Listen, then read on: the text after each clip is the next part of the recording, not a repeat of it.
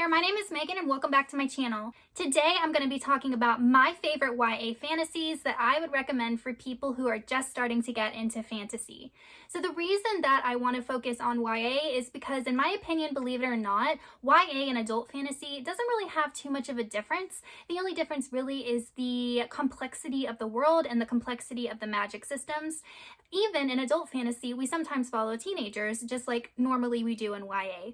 So I'm going to be sharing with you 5 of my favorite series that you should start out with if you're looking to transition into fantasy, whether it's YA or adult. The first series I'm going to be talking about is the Winter's Trilogy by Rutkoski. The reason that I would suggest this trilogy is that it has absolutely no magic in it. This story takes place in an entirely fictional world, and it follows a main character named Kestrel, who is the daughter of this very, very famous kind of brutal general. And she is part of a kingdom that took over another kingdom and enslaved those people. One day, Kestrel's at the market and decides to buy a slave named Aaron, who is part of the indigenous population, and the story kind of goes from there. The reason that I would suggest this trilogy is because it's more focused on the romance and the political intrigue rather than any type of magic, but you still have to get yourself oriented in the world because it is a fake world with a fake history and fake customs, so on and so forth. This is a really fun series. It's got a lot of angst, and it's got good romance, and it's got really good characters, and it's definitely a good step into getting into fantasy. The next trilogy I'm going to be talking about is the Curseworkers trilogy by Holly Black. This is a book that takes place in our current world, and it follows a main character named Castle Sharp. And in this world, certain people are born with the ability to curse others. They can cause death to people. They can cause people to lose their memories. They can even cause people to change into different objects or animals. And curse work is technically illegal, but Castle doesn't have to worry about that because he was born into a family of curse workers, but he does not have this magical ability. And because curse work is technically illegal, Castle's family engages in kind of the black market underbelly dealings of castle society. The reason I would suggest this book is because the magical ability of being a curse worker really is not complicated at all. Either you are a curse worker or you're not. And there's only certain things that you can do as a curse worker, and you can only do that one thing. So the magic system is incredibly simplistic. Additionally, there's a lot of influences of like mafia in this book. So if you kind of like mafia crime, you'll be able to see those influences in this story. The story is definitely more about conning people and cleverness than the magic itself. Next series that I'm going to suggest is The Raven Cycle by Maggie Stiefvater. This is a very, very famous series that I absolutely love, and the reason that I would suggest it is because it also takes place in our world. In this series, we follow several different characters, but we follow a group of boys from a very prestigious school called Agliombi, and we follow a girl named Blue who is part of a family of female psychics. And Blue and the Raven Boys' paths aren't really supposed to cross because the Raven Boys come from like very wealthy and influential families, whereas Blue does not. But one night, Blue happens to see a portent regarding herself and one of these Raven Boys, and the story kind of goes from there. The reason I would suggest this series if you're just getting into fantasy is, number one, it also takes place in this world.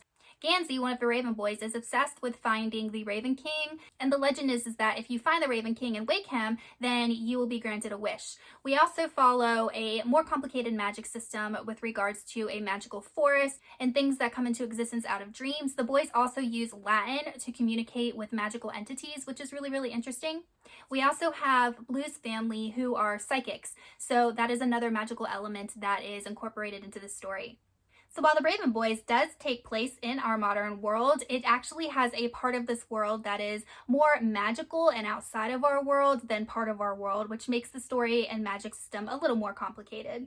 However, this is a very, very, very character-driven story and is not so much focused on the plot or the magic, which is why I would recommend it. The next trilogy I would recommend would be the Kiss of Deception trilogy by Mary E. Pearson. Unlike the previous 2 series, this one does take place in an entirely fictional world. We follow a main character, Leah, who is the princess of this very, very powerful kingdom. And on the day of her arranged marriage, she flees her arranged marriage and goes to this kind of country town to live out the life the way that she wants to.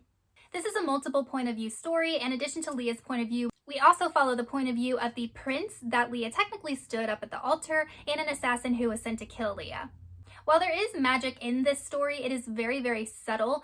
The plot and the politics and Leah's growth as a character, as well as the romance, are the main focus of this book, not so much the magic. The magic in here is very subtle, and it is more focused on Leah connecting to the world and the earth and past memories and things like that to help get her through her trials than her manifesting magical abilities and using them against her enemies. I would recommend this series because you do have to get yourself familiar with a foreign world and a foreign history and foreign customs, but at the same time, the magic system is very subtle, and while it is integral to the plot, it is not the main focus, and if you don't understand the magic, you won't be missing out on too much of the story. And the last series that I would recommend if you are just starting to get into fantasy would be Three Dark Crowns by Kendare Blake. In this trilogy, we follow three triplets who are destined to be queen, but only one of them can survive, so they are prepared their whole lives to kill their sisters off until only one of them remains and becomes queen of the island. So the island of Fenburn is a magical island, and the reason that I would suggest this trilogy is because we learn that the girls actually get their power from the island. There's some sort of magic within the island, and the girls, when they go to the mainland, actually start to lose their magical abilities. So I thought that was a really interesting concept. We also have different types of magic in this story. We have elementals, we have naturalists, and we have poisoners. And with each of those magical abilities, the girls can do different types of things. Additionally, and especially in the third and fourth books, we have kind of an outside presence called the Mist that is magic in itself because it's almost given human-like qualities and it's personified, so we know that there is some magic with regards to what this mist is doing to the island. And my favorite magical aspect of this story is the fact that we have dead queens that rise up from the dead to control other people. The series is great if you're just getting into fantasy because in one story you get to see all different kinds of magic and how they are interwoven together, as well as good magic versus bad magic. Alright guys, so those are the 5 YA series that I would recommend if you are just starting to get into reading fantasy. Let me know in the comments if you've read any of these series and what you thought about them, or if you have any series that you would recommend for people that are just getting into fantasy. If you have not already subscribed to my channel, go ahead and hit that subscribe button as well as the little bell icon so you can be notified every time I post new content, which is every Sunday, and sometimes I post bonus videos in between. I will see you soon with another one. Goodbye!